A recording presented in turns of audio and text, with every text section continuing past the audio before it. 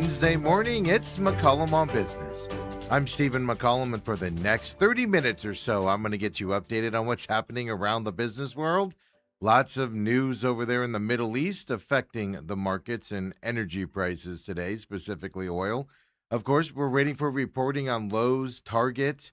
Walmart's still coming this week, but we do have Lowe's and Target here today in terms of the retail sales. So stocks we're paying attention to along with that market watch. And then, of course, local and national stories that you need to know. And got a Halloween candy story coming your way in terms of, man, y'all buy a lot of candy for Halloween coming up later on in the program. Well, let's get started with that market watch. And I'm looking with you for the first time since the markets opened. I saw pre-markets. Everything is up today here right now. I can tell you this, Treasury yields here this morning, well, kind of steady, I guess, is the way I would describe it here. The Treasury Department, the Treasury yield pulled back because the Treasury Department doubled debt buybacks, as well as Secretary of Treasury Scott Bessent is trying to make moves to steady the bond market right now. So yields have pulled back a little bit. Oil prices are down here today. Oil prices are moving up right now on the market, and I'll tell you why here in just a second, because some uncertainty in that Middle East. So oil prices up, yields pulling back here today. That's going to be our first story here on what's happening over there in the Middle East. But all of that means the Dow Jones right now is up 263 points, 53,602. The S&P 500 is up 24 points to 7718. The NASDAQ, well, it's down right now 33 points to 26,255. The Russell 2K, that small cap index, is up 20 points right now to 3,039. Now there's Bitcoin. Well, it's up today, 324 points, but it's in that 65,000 level here back today, 65,009 right now. So it's come all the way back up from that 63,000 level that it was out with us on Monday as well. So kind of a recovery day here around the market. And stocks we're paying attention to, well, we told you we're waiting for these retail stocks. We saw Home Depot yesterday with good numbers. Let's look at their competitor, Lowe's, out there, who did report. They're up 2.25% as of right now on the market. Well, they updated its full-year sales and earnings outlook for the bottom end of its prior guidance. And so they adjusted that, but they adjusted it to the bottom end of their previous guidance. So a little bit less there for Lowe's. Revenue for them in the second quarter missed expectations. Lowe's reported it saw pressure in home improvement spending. Home Depot said the same thing, but Home Depot's numbers were good because Home Depot said small projects are what people are buying at Home Depot right now with the way the housing market is and people not moving. Lowe's not getting that same type of a benefit here as well. So that's why they reported that pressure in home improvement spending. Their stock is up today, 2.49%. It was off in pre-market trading, was off yesterday afternoon as well as the market came to a close. So a little bit of a rebound here today for Lowe's, but they're seeing that pressure that Home Depot did not see out there. And then we got Target doing their reporting yesterday as well. Well, they're up 5.28% here this morning. Well, better than expected revenues for its second quarter reporting. Now, they did hike its full-year guidance as well, Target did. Results were boosted by that $752 million increase to net earnings. Well, that was from tariff refunds. So big boost here for their results. $752 million in tariff refunds for Target. Obviously, that'll help your bottom line. Basically, it was $1.65 per share if you want to break that out as well. So obviously, that boost is huge. Target's up 4.97%. Target also said in that call I saw as I was watching it yesterday, they said that their turnaround is picking up steam was the word that their CFO had used as well. Now, a lot of that has to do with that tariff refund. That can mask a lot of issues out there or numbers that you can have as Target. But there is signs that Target's turnaround and the way they're marketing, the way they're getting people back into their stores after their multiple controversies the last several years. That turnaround is moving better for Target, and their numbers prove that as well. And then in terms of retailers, there's Lazy Boy out there. Yeah, Lazy Boy not as good today. 12.83% down right now. They were down over 17% in pre-market trading. Well, their first quarter earnings came in at 43 cents per share. 9% less than a year ago. Yeah, their operating income dropped 20% from last year. It came in at $18.7 million. So big drops here in revenue and earnings per share also for Lazy Boy. Now, Lazy Boy did say current quarter revenue would range from $500 to $520 million. Well, the problem with that is the expectation was $536.8 million. Lazy Boy not selling as much. Lazy Boy down 12.54% here this morning based off of their reporting as well. So there's some retail stocks there for you. We've been paying attention to. We're still waiting for Walmart this week as well. So because that'll kind of show us what the retails, right? Home Depot good, Lowe's not so good. Target good, Lazy Boy not so good. Now, Lazy Boy, I'm just throwing in there. They're not really, going to move the market as people pay attention to them. But Walmart will move the market coming up here and at least give us an idea on that retail side of things out there. When we come back later and look at stocks, we're going to look at Moderna and Merck, the two pharmaceutical companies, and then Marvel Technology, them, the chip maker, making some waves today as well. And this roller coaster ride for chip makers and memory stocks has just been an outrageous up and down ride this year, which ends up being a positive number overall. But you got to ride these variables every day out there. We'll talk about Marvel Technology here coming up, but first, let's go, of course, to the other side of the world. And we wake up this morning to find out the UAE, United Arab Emirates, well, they said they've paused all trade and financial transactions with Iran. Well, the UAE reported that 2 ballistic missiles were launched from Iran towards the UAE territorial waters. Both of the missiles did fall into the water. They caused no damage or casualties, but the UAE did say that the reported strike represents an unwelcome return of the conflict of the Gulf's economy shores, right? And basically, Iran is dragging their country mates, people that have kind of been out of it, they're dragging them into this war as well. Now, there's been weeks of Iranian drone and missile attacks on the UAE earlier this year. The vast majority, well, they were intercepted. No damage done, but it, of course, sparks tensions among the two countries. And these two countries, work together on tourism and things to that effect. The UAE did say it had taken the step to indefinitely suspend trade, and this was their quote, in light of regional escalations that undermine regional and international peace and security. Now, of course, Iranian Foreign Ministry spokesman came out and rejected the claim that Iran had launched a missile at the UAE. But they've stopped all conversations, no trade with Iran as of now from the UAE, so more pressure going on Iran is also the other side of that. Now, the other side of it, with oil prices going up today, is Trump says Iran talks are dead. They're not going to continue. They're just done. Iran doesn't want to work with them at all.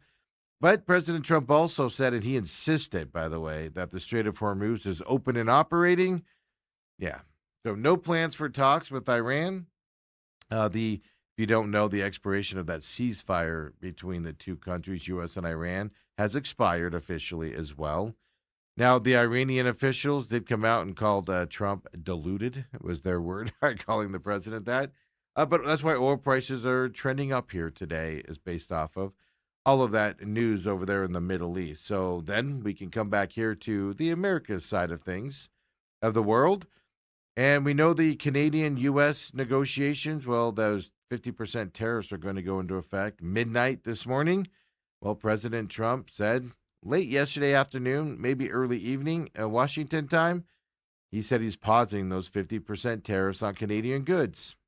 Yeah, they were negotiating. We know they were hard to negotiating. I told you that yesterday. But President Trump said the two countries have reached a deal pending final documentation. His exact quote, and believe it or not, on True Social here, folks, I'm reading the post itself. I have paused the 50% tariffs against Canada that were scheduled to kick in tomorrow morning for a 3-day period. That's based on the fact that Canada and the USA, subject to the finalization of documents, have a deal. Yeah, so that's the actual post on True Social. Now, he did go on to say, and this was an interesting thing here, the Great Keystone XL pipeline he posted as well, long ago killed by sleepy Joe Biden, may be awoken from the grave, is what he had added in another post. Could get that pipeline back up and running as well here by between Canada and the U.S. Now, this announcement was just hours before those tariffs were scheduled to take effect. And of course, this is all under that Tariff Act of 1930 that President Trump is using as authority. Now, the Office of the United States Trade Representative, they offered additional details. I saw this on CNBC and Fox Business. Well, they said to those outlets it would address market access, economic security, and even digital trade, this deal between the two countries. So now on Canada's side of things, there was a statement last night by their premier as well, Mark Carney. He said the two countries have been engaged in extensive discussions to resolve outstanding trade issues. And he went on to say they've made, quote, substantial progress, unquote.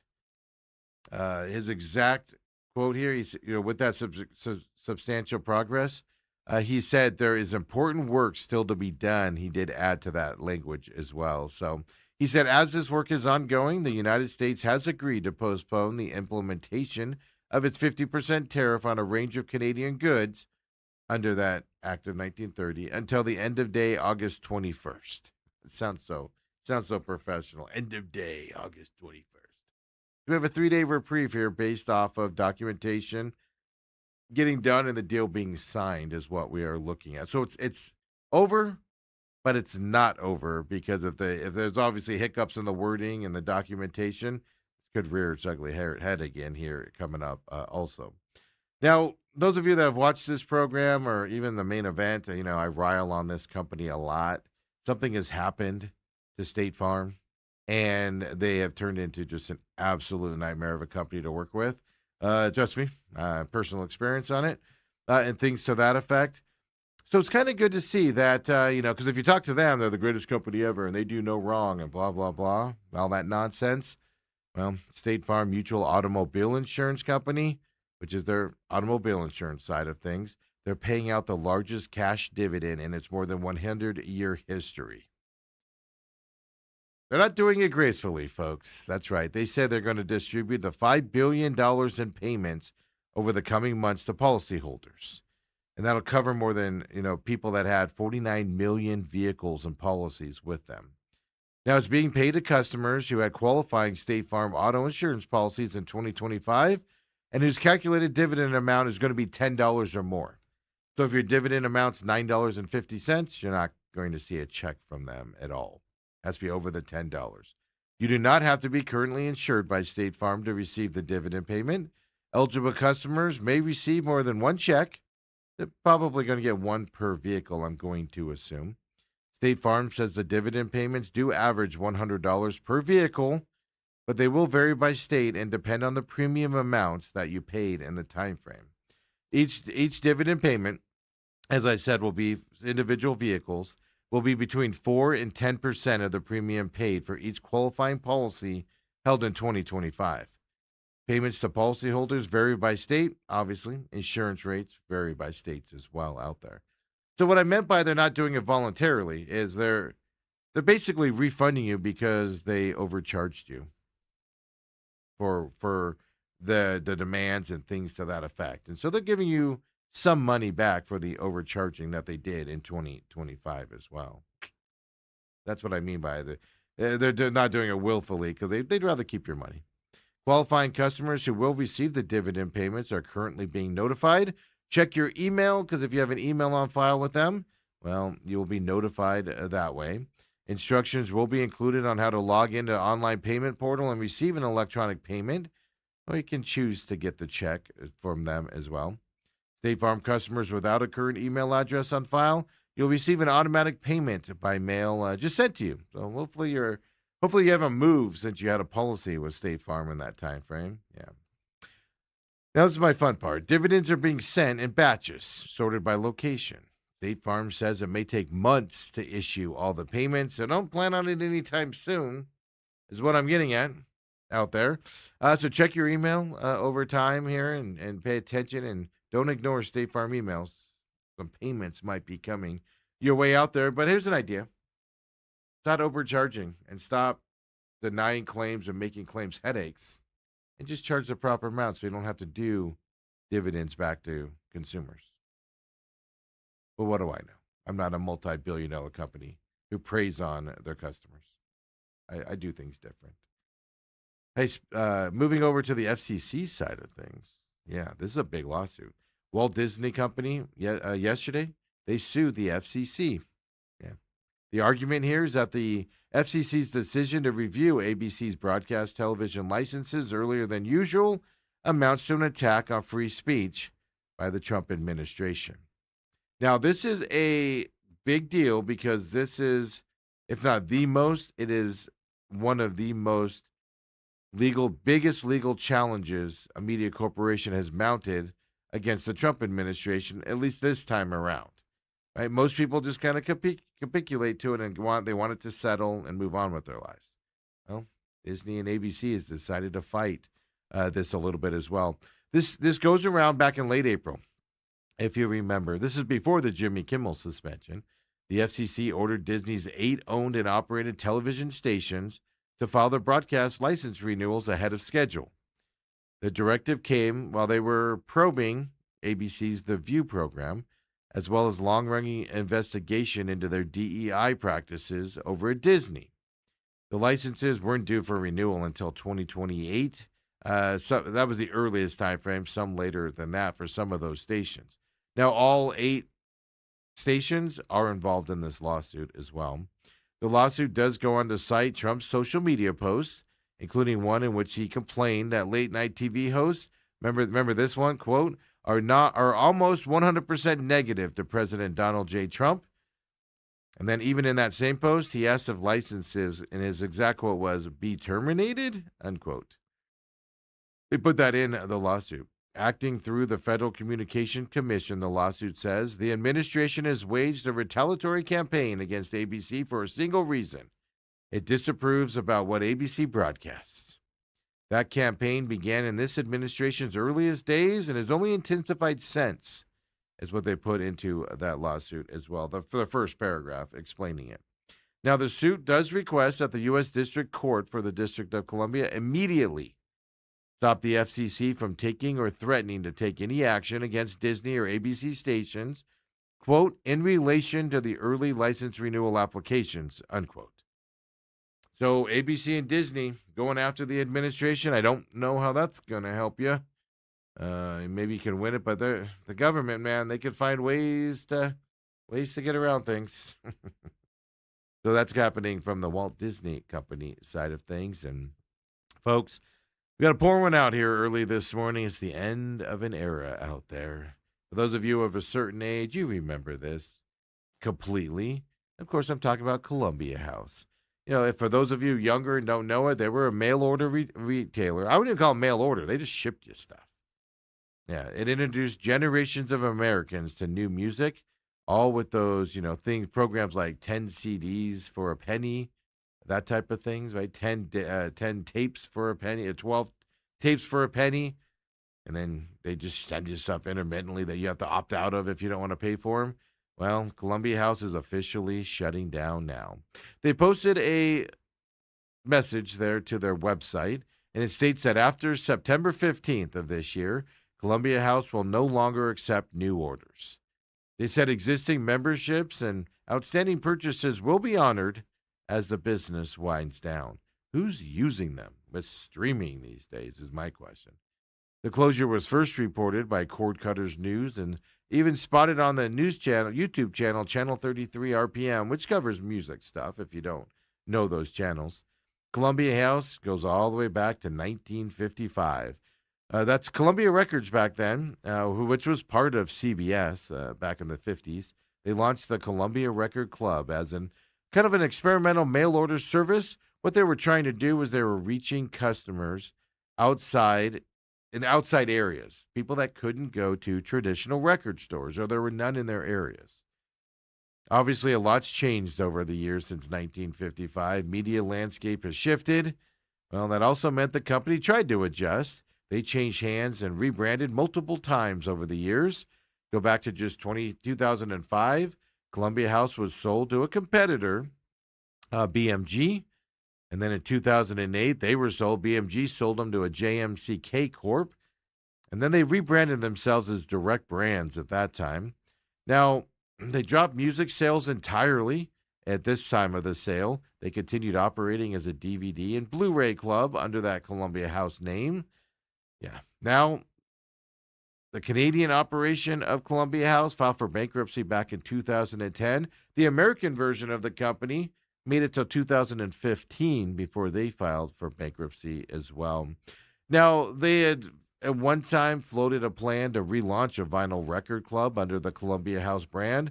But they never pulled the trigger on that because there's vinyl's not huge sales, but there are people that love vinyl, right? So they're going to go that route. Ended up not going that way. Now, the interesting thing about this, if you don't know, was the number one complaint about this, their billing model. They required customers to decline monthly selections or be charged automatically. This is that negative option billing that's out there in the world. Kind of became famous because of Columbia House. I'm not sure they founded it, but they became famous for it as well. This was the number one complaint about Columbia House over the years. Customer complaints galore. Basically, they'd say, we're going to ship you this in a week if you don't opt out of it. Most people didn't opt out of it. They didn't see the message. They didn't see the thing that came in the mail. They didn't opt out of it, so you just got it, and then you got charged, $13 or whatever for the tape or CD at that time. But I'm going to argue Columbia House, the world's better off without them, but it is a staple from a lot of years out there. Big staple there for a lot of our childhoods, at least the commercials and seeing them out there as well. Hey, when we come back here at McCollum on Business, we keep the show rolling, of course, here on this Wednesday. Local stories coming your way, and we got a Halloween treat one coming your way, so stay tuned. Come on back. It's McCollum on Business, Wednesday edition.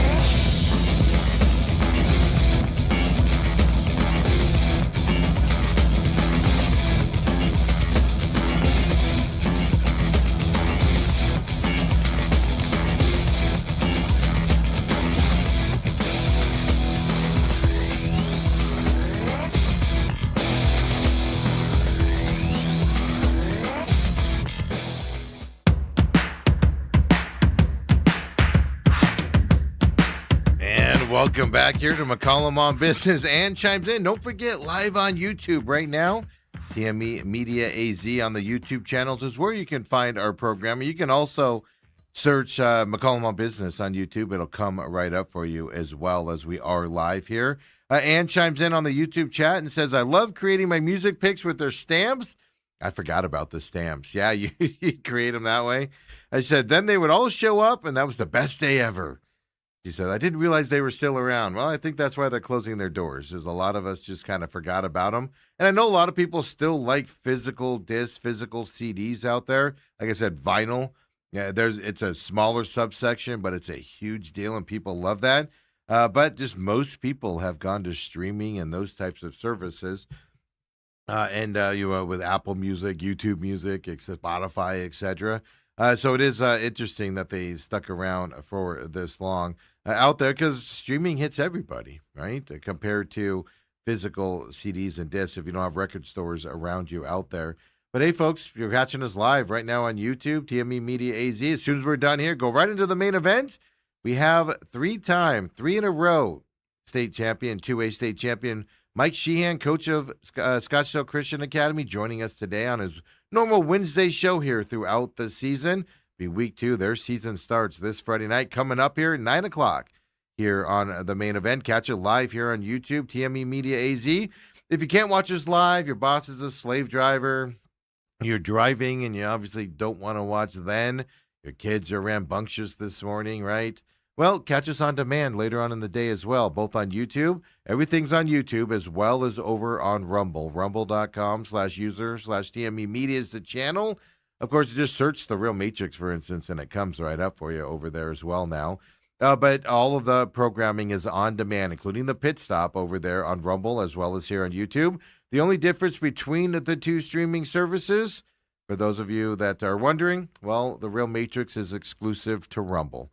Every Friday at noon, a Real Matrix new episode comes out. Last week we had a Fauci episode. Well, this week, a follow-up Fauci episode coming your way this Friday as well. Noon on Rumble, also on the free podcasting systems. All of our programs, except for this one, McCollum on Business, are on the free podcasting systems. Just go to Apple, Google, Spotify, iHeart, Podbean, Podchaser. I think I got them all that time, maybe.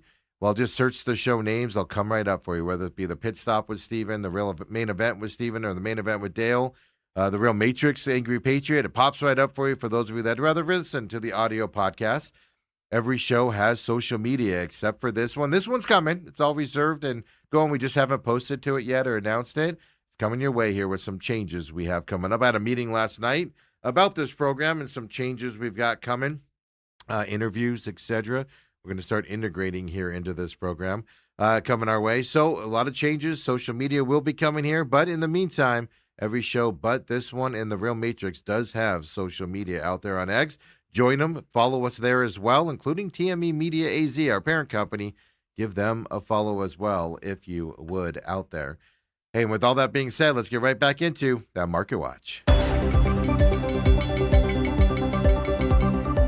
I'm just proud of myself here because I was able to hold that sneeze off until I could itch my face into this Market Watch. I know if you saw yesterday's show, you unfortunately saw me sneeze on air. Trying to avoid that here today. We'll see if that can happen. Now we'll have that bet going on. Dow Jones right now up to 287 points. S&P 500 up 25 points. Right now, earlier when we looked at the NASDAQ, it was down about 20 points. Still down 28 points right now, the NASDAQ is. Here about an hour into the trading day, and then the Russell 2K is up 22 points right now. Bitcoin's up 700 points, and continuing, it's up today. When we looked at it earlier, it was right at 65,392 as of right now for Bitcoin as well here going into today's trading day. We're waiting for Walmart to come out still this week. We saw Lowe's and Target earlier in terms of those retail sales, things to that effect. Oil prices are rising today with the news out of the Middle East. Treasury yields are falling today. As Secretary of Treasury, Scott Bessent, doubles by debt buybacks in order to kind of settle down that Treasury yield area. That's a big deal out there as well. Well, let's look at stocks right now. And stocks we're paying it to in this segment. Moderna is going to be the first one we're going to look at. Pharmaceutical companies, they are up today. That is not a joke there, folks. Yeah. 128% up right now, an hour into trading. Moderna is the first one we're looking at. And I'll tell you, Merck's the other one we're looking at, if we can throw Merck up there as well. See how high it's gone. Oh, it's only 11% up so far. Well, basically what happened, personalized cancer vaccine between these two companies. And Moderna was the main company in this. That's why you're seeing a bigger up for them than Merck. But the cancer vaccine between these two companies showed positive results in a late-stage trial. Moderna stock, as I said, way up. You saw that 129%. So it's unclear when the companies plan to submit applications for approval of the drug to the FDA here in the United States. but positive late-stage trial. They can now do the submittal of that. And this means going to be, if they have a cancer vaccine with success, this is huge news here for these two pharmaceutical companies. That's why they're both up, one through the roof. Merck up as well. They're trailing a little bit behind. Like I said, it all based off of which companies, more invested in it than the other one. But they are working together on that side. So maybe we have a cancer vaccine coming up between these two companies. Marvell Technology is the next stock we're going to look at now, the chip maker out there. Well, they were up as well, 6.75% today. They announced they're giving Google permission to buy a $12 billion stake in Marvell Technology. It's all part of a deal to develop custom chips for Google. Yeah, $12 billion stake Google's buying into Marvell Technology. That's why they're up 7.22% here today for them as well. So we've got some big movements on some of these stocks today. I'm excited. I want to read more about that cancer vaccine, personalized cancer vaccine. Now, they still got to apply for approval in the U.S. and things to that effect. I don't know. I know the process. I don't know how long it takes and trials, and they just look at old trials or whatnot. But that is an intriguing thing. I'd like to going to look into some more when I have some reading time later on. And let's get into some local stories here that we need to talk about. And state gaming officials, basically over gambling. They say that about $664 million bet this June was bet this June. Here, just in Arizona, folks. 22% increase from the same month last year. What happened in June this year that hasn't happened in other Junes? Well, recently, every 4 years, the World Cup. Yeah, that was the big driver in this as well. That began in June, and that's why you saw the big uptick. But also, NBA, NHL, the championship games and series are going on in that time frame as well. But the difference is those happen every June. The difference is World Cup was added into it, so we're seeing that 22%. Now, there was a rise in the amount bet, but records show that the states actually took in about $2 million less in taxes than June of last year. Means people didn't win as much, folks. A gaming department spokesperson did say that's due to players having won more and sportsbooks offering more free bets, which they can claim as deductions instead of paying the taxes. Okay, so they're saying they won more, but also, like you said, the free bets to get people the bets out there as well kind of offset those taxes on those companies. But folks, here in Arizona, you guys like to bet there in June with the World Cup and everything happening. Big numbers happening at 22%. Such a huge number there as well. I found this interesting. I'm going to read this story from In Business Magazine because boy, does it get numbery here. Then I'll sum it up at the end. Carvana, like local company, internet platform for buying and selling cars and all that stuff. Here's the wording from In Business Magazine. Announced the successful upsize and pricing of a senior secured term loan B facility in an aggregate principal amount of $1.66 billion. That was actually written. I'm not making fun of it. It's true. It's just, boy, is that technical for people out there. Now, the Carvana does plan to use the proceeds from the Term B loan together with cash on hand. Well, they're going to redeem the full company's 9% senior secured notes due in 2030. What does that mean? They're paying down their debts, folks. About 9% of their debt. They're paying it down. The transaction strengthens Carvana's financial position because it's replacing the company's nearest maturity secured notes, meaning the ones that expire the quickest, with longer dated and lower cost financing is basically what they did out there. So the debt maturity profile has been extended, meaning 2030 is no longer the date their debts are due. They're going to be later than that now. But also cash interest expense by about $45 million, according to the reports that I saw out there. And by the way, $45 million per year over the next 4 years as well.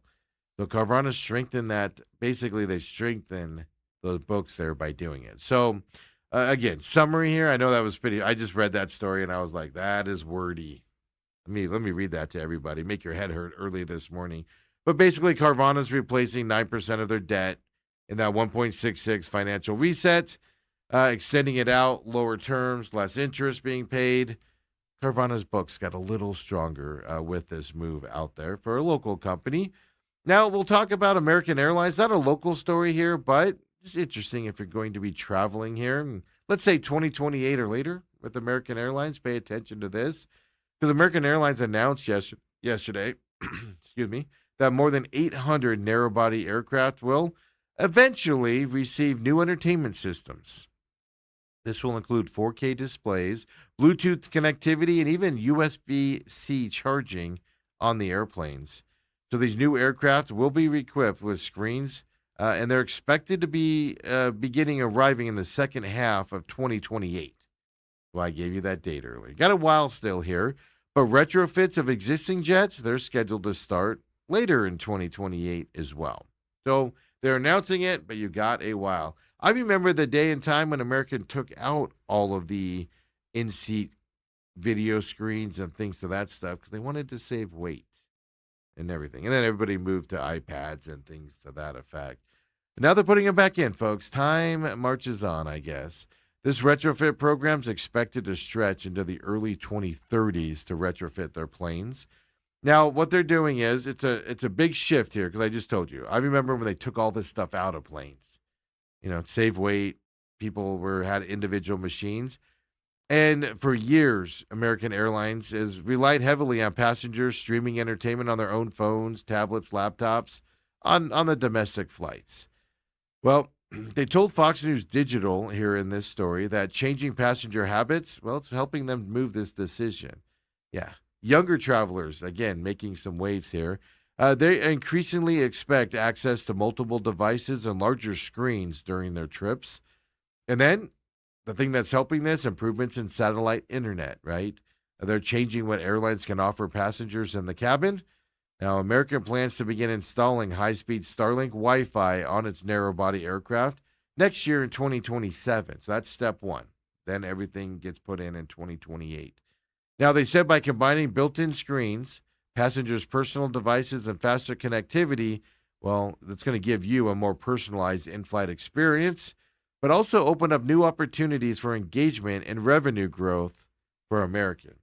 They're going to charge you for all of that. The upgrades are going to cover new aircraft and planes already in the fleet. Like I said, there's a retrofit through the 2030s. Here's the planes, though. Not every plane is going to get them. So now, granted, you got time. You don't need to grab a pen and write this down if you're traveling to find out what plane you need to be on.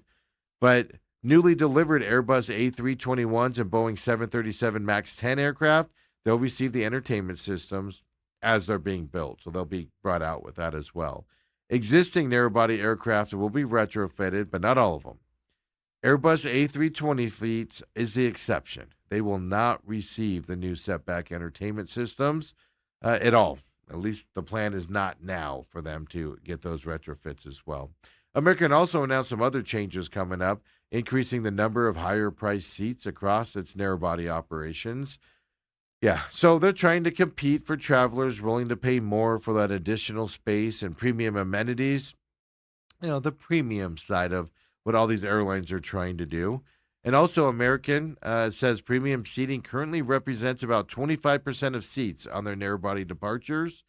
They expect that figure to climb to about 40% in the coming years. So, folks, get ready to pay for premium seats even if you don't want them, because it's going to be most of the airplane coming up here as well. So some changes from American. I just find it interesting. I remember when they yanked all that stuff out of the airplanes, to save weight, and, people have individual stuff, and, well, our weight will be down on it if we rip all this stuff out. Now, just going right back to it again. It's amazing how that works in this world. All right, we know what's coming up, right? We're at the end of August. We got another month and a half, 2 months so, for Halloween to come up. Well, here's the interesting thing. They're now saying that Halloween trick-or-treating, well, less sugar could be involved this year because consumers, you guys, you're looking for healthier snacks, and candy companies such as Hershey, the other one, but Hershey's is the biggest one, adapt their product offerings for those healthier snacks. Less sugary snacks, I should say.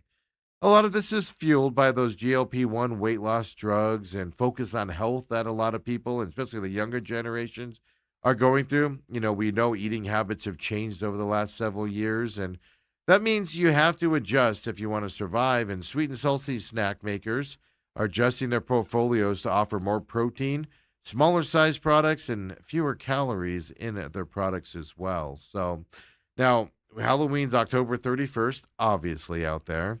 And the run up to that, it can account for nearly a fifth of annual confectionery retail sales. It's a huge time for candy makers. Hershey, well, they've moved to and have announced more salty snacks, popcorn, think cheese puffs, think pretzels. Yeah, to its trick and treats offerings out there, not just candy as well. Research, according to Hershey's, has found that U.S. consumers begin stocking up on candy and their Halloween stuff months before the actual holiday. Chances are you've already started buying your Halloween giveaways now. Yeah. Chocolate is still going to be the Halloween snack of choice, but that is being less and less because of those healthy side of things out there. Sales of snack-sized bags of chocolates and sweets, they've risen double digits versus last year, so far this year. Sugar-free versions of it, though, things like sugar alcohols rather than conventional sugar, they're also a growth area that's being focused on by these companies and things. U.S. dollar sales in Hershey's zero sugar candy, the mint and gum business, well, it grew around 4.3 times from 2020 through 2025. That's a huge growth there for those zero sugar items as well. And then you go to research from the National Confectioners Association. They found that in 2024, Americans spent $7.4 billion on treats. Yeah, that's 18% of all confectionery retail sales in 2024 as well. It amazes me how big of a season that people buy things on and stuff like that for candy for Halloween is. It is an amazing, staggering number out there, folks. And I'm a candy person. Like, I'll eat M&Ms occasionally and Red Vines occasionally, and I'll dabble on some other, but I'm just not a big candy person. And it just shocks me how big Halloween is. But for those of you needing it or wanting it, or, just don't be the person that gives toothbrushes out at your, I don't care, dentist. I don't care how big of a dentist you are. Give candy out, man. It keeps you in business. Don't give toothbrushes. Don't give pennies or quarters. Give candies, people. Or maybe I'll take some good popcorn or something. That'd be fantastic. Ooh, popcorn ball. That'd be good too. All right, folks. I'm going to go daydream about food and candy now, of course, as we wrap up this Wednesday edition of McCollum on Business. We'll be back tomorrow coming up as well, 7 a.m. Come and join us live here on YouTube, or catch us on demand throughout the rest of the day or week that you can get back and catch the shows. We're rolling into the main event next. Come and join me. Going to have some fun here. Cattell Marte updates. I got some more complaints about how that's being handled. We'll talk about that coming up and so much more. Yes, folks. We'll see you tomorrow. Have a great one.